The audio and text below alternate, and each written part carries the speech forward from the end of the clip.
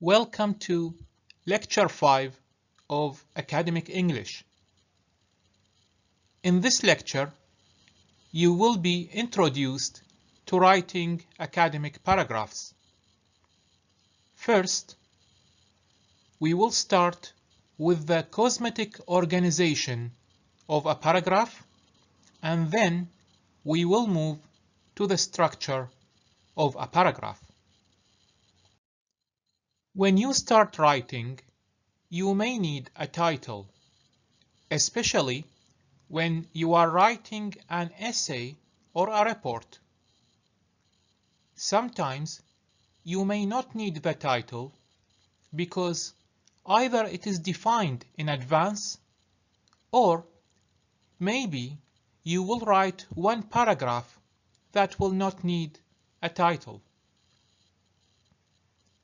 When you use Microsoft Word or any other word processing software, for example, Apache's OpenOffice, you have to set similar margins from opposite sides. I mean, similar margins from the right and left sides, and also similar margins from the top and bottom sides, unless otherwise requested. You are recommended to separate different paragraphs by either using a first line indent at the start of each paragraph or by leaving a blank line between the paragraphs. You should not use both.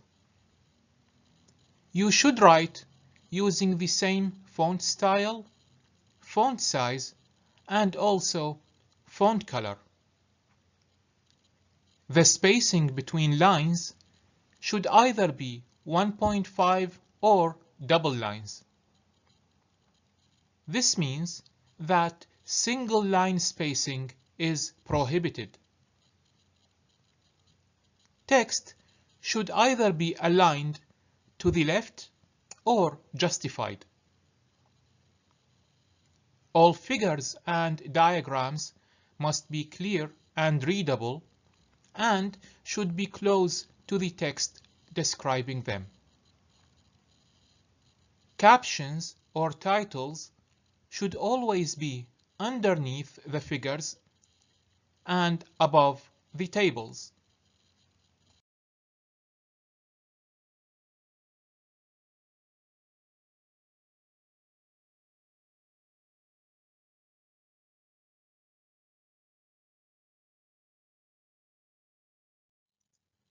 When you develop figures and charts, these should have readable font size, readable font style, and also readable color. The same remark applies to the axes and their titles, and also to lines and markers used in drawing the figure. Figure legends should be clear and readable and should not cover the figure. Figure titles should always be removed because figure captions are added underneath those figures. When you write paragraphs, you must ensure that these are short and should consist of short sentences. A paragraph should be composed of no more than 5 sentences, each having a length between 2 to 3 lines. Each paragraph should deliver one message or one idea. Paragraphs have to be linked logically, ensuring a smooth and consistent flow of ideas when someone reads these paragraphs one after the other.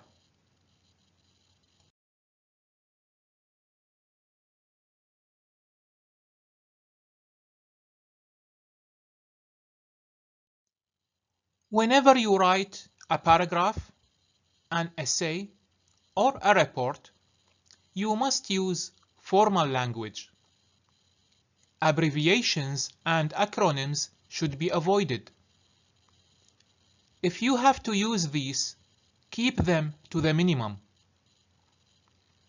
Contractions like don't, won't, can't, and similar ones should not be used.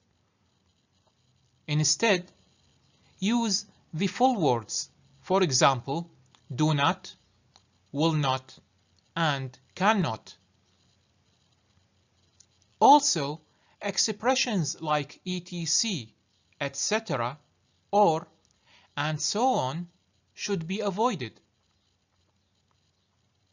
Writing in simple past tense and passive voice is preferable, as has been explained in Lecture 2.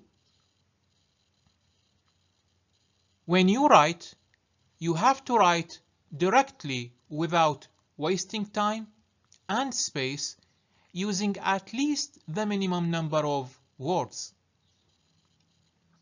For example, if you are requested to write a minimum of 200 words about smartphones, stick with this. Do not write 150 words and say that's it or that's enough. In fact, you should write at least 200 words, and if you go up to 250 words, that would be better, provided that what you write is meaningful. Writing is not about filling space with irrelevant or repeated information.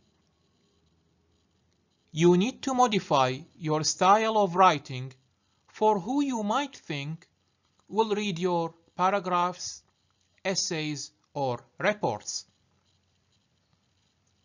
A good advice in this regard is to make your writing understandable by a 10-year-old child or a 65-year-old person.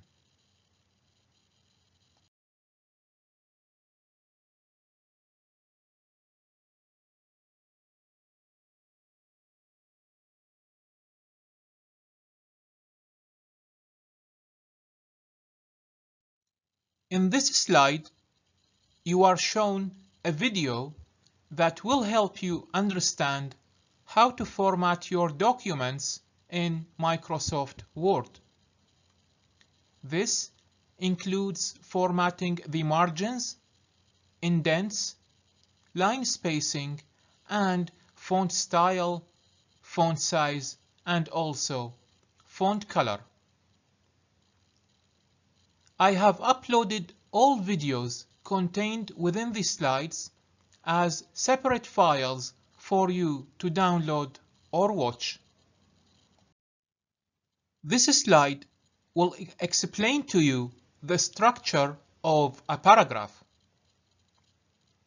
The topic sentence helps organize the paragraph by summarizing the information contained within. After the topic sentence comes the explanation, which usually makes the topic sentence more understandable. The explanation is followed by evidence or evidences, in which proofs are offered to support the statements made in the explanatory sentence. Examples should be given to make a better illustration of the point or points being made. Extra details should follow the examples to verify the message being made in the whole paragraph. The last sentence in a paragraph is the summary sentence, which concludes the paragraph. The summary sentence might be a reflection of the main idea of the paragraph. You should be aware that sometimes a paragraph does not have a summary sentence. This happens when the paragraph is part of a multi-paragraph section, where in this case, the final or last paragraph will serve as the summary paragraph instead of the summary sentence.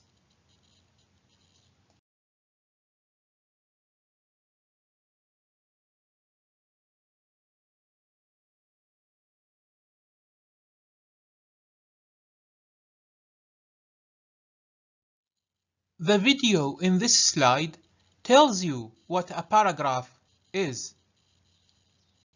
I have uploaded the videos as separate files for you to download and watch.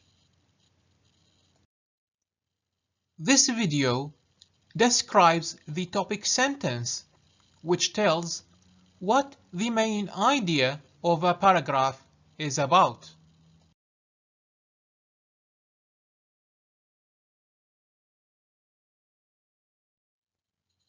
The third video is about detailed sentences, which should expand the idea presented in the topic sentence by using examples or reasons on a step-by-step basis. The last video is about conclusion or summary sentence. We learned that the conclusion or summary sentence is a reminder of the topic sentence. The summary sentence repeats the same idea presented earlier. However, this should use a different set of words, or you can say different expressions.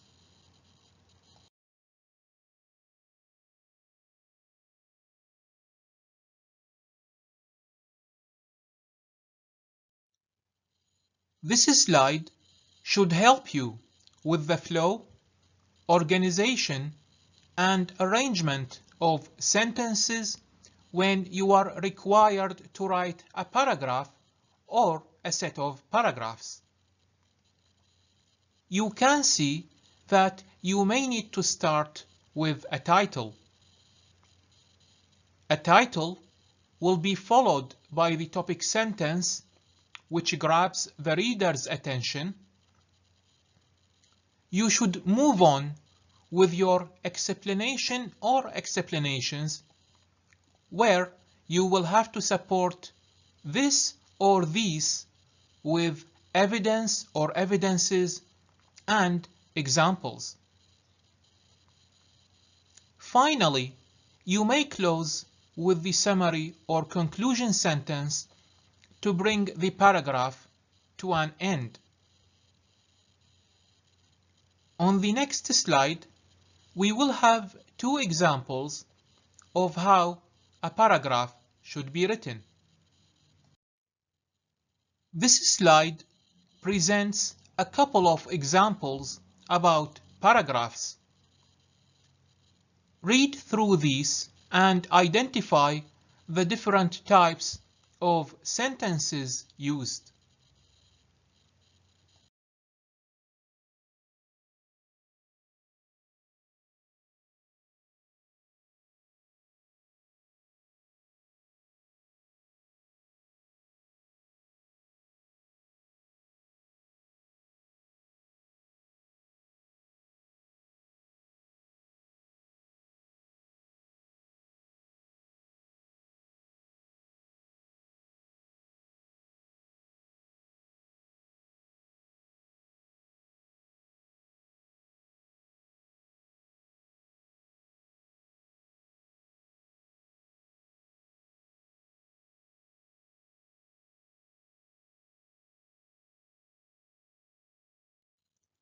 As we reach a conclusion, I will upload samples of different paragraphs to help you with this lecture.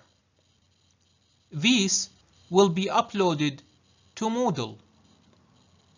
Should you have any questions or queries, do send me an email so I can help you with all the necessary explanations.